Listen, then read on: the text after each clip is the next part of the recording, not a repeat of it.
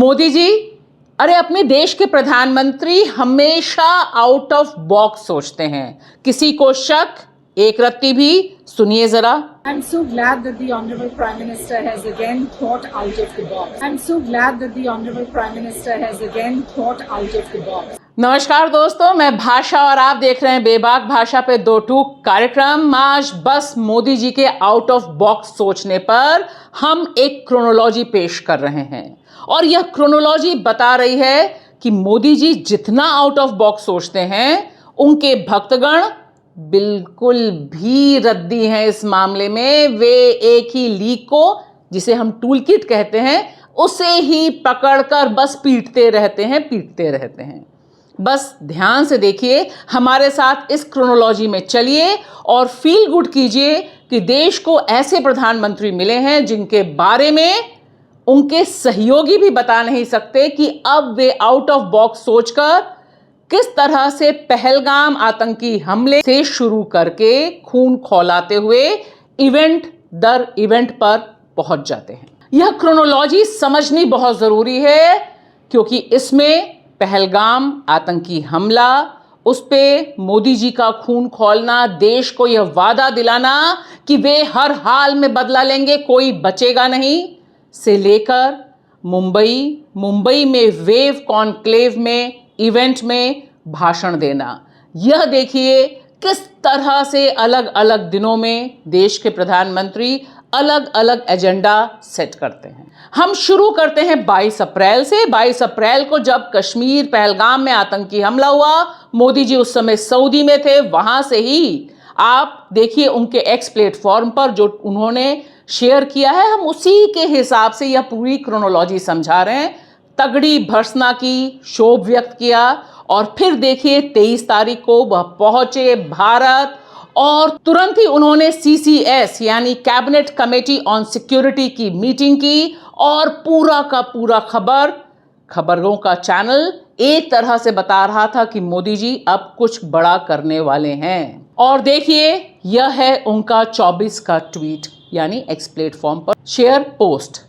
इससे यह पता चलता है, हालांकि हम वैसे भी जानते हैं कि 23 तारीख को मीटिंग करने के बाद वह कश्मीर नहीं गए, वह पहुंचे बिहार में मधुबनी में और वहां एक पब्लिक मीटिंग में उन्होंने ललकारा पाकिस्तान को और कहा कि हम किसी भी सूरत में यह आतंकी कार्रवाई बर्दाश्त नहीं करेंगे और पूरी की पूरी क्रोनोलॉजी अनाउंस की। फिर 25 और 26 हमने देखा कि किस तरह से पाकिस्तान के खिलाफ क्या कार्रवाई की गई, किस तरह से इंडस वाटर ट्रीटी रद्द की गई, वीजा रद्द किए गए, तमाम चीजें हमारे सामने आई और ऐसा लगा कि भारत बहुत सीरियस ऑफेंसिव ले रहा है पाकिस्तान के खिलाफ। फिर 26 अप्रैल को यह उनका एक्स प्लेटफॉर्म पर है कि किस तरह से उन्होंने रोजगार मेला किया।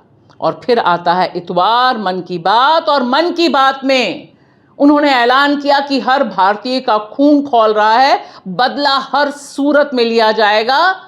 और मंडे को जो अखबार छपे उनकी हेडलाइंस यही थी कि मोदी जी और पूरी सरकार बदला लेने के लिए तैयार है। इसके बाद जो बैठक हुई उससे ब्रीफ्स आए कि प्रधानमंत्री नरेंद्र मोदी ने और सरकार ने सेना को खुली छूट दी है कि वह डिसाइड करे कब, कहां, कैसे वॉर करना है, यानी कब हमला करना है या निशाने पे लेना है। इसी बीच 28 को वो पद्मा अवार्ड्स के फंक्शन में भी शामिल हुए और फिर आता है 30 तारीख। 30 को सुबह से ही जो हाइपर मूव बना, भारत बैटल रेडी, यानी भारत युद्ध के लिए तैयार है। हर तरफ सिर्फ युद्ध था और इसकी बड़ी वजह थी कि प्रधानमंत्री नरेंद्र मोदी ने बैठक बुलाई थी दोबारा CCS की, यानी कैबिनेट कमेटी ऑन सिक्योरिटी की बैठक बुलाई। उसके बाद cabinet committee on political affair की बैठक बुलाई और इसके बाद cabinet committee on economic affair की बैठक बुलाई। और हम दिन भर देखते रहे कि अब कम से कम मीडिया चैनल्स अपने अपने स्टूडियो में बैठकर युद्ध लड़ने के लिए पूरी तरह से तैयार थे। कई तो ऐलान कर रहे थे कि भारत युद्ध लड़ चुका और जीत भी गया। फिलहाल यह जब पूरा हाइप बना हुआ था, तब शाम को एक एंटी क्लाइमैक्स आता है और इसे ही कहते हैं मोदी जी का आउट ऑफ बॉक्स सोचना। कैबिनेट मीटिंग में मोदी सरकार ने तय किया कि वह जातिगत जनगणना के लिए तैयार है। और देखिए क्या हेडिंग्स बदल गईं। हर तरफ अब युद्ध नहीं था, बदला नहीं था, अब था कि किस तरह से जातिगत जनगणना करके, ऐलान करके कि हम करेंगे, मोदी जी ने विपक्ष को औजार विहीन कर दिया और राहुल गांधी के सबसे बड़े हथियार को लूट लिया। और 1 मई मोदी जी जिस तरह से वेव कॉन्क्लेव में पहुंचे मुंबई में, वेव यानी world audio video visual summit, जगमग जगमग सितारों की नगरी, जहां उनके परम मित्र मुकेश अंबानी सहित तमाम लोग, देश विदेश से आए मेहमान चर्चा कर रहे थे युद्ध पर नहीं, बिजनेस पर, मीडिया पर, एंटरटेनमेंट पर।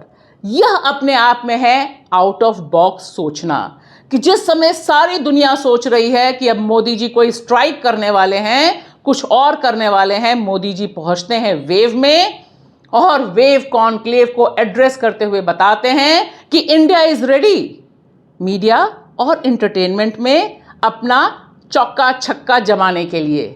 ये हुई ना असली बात।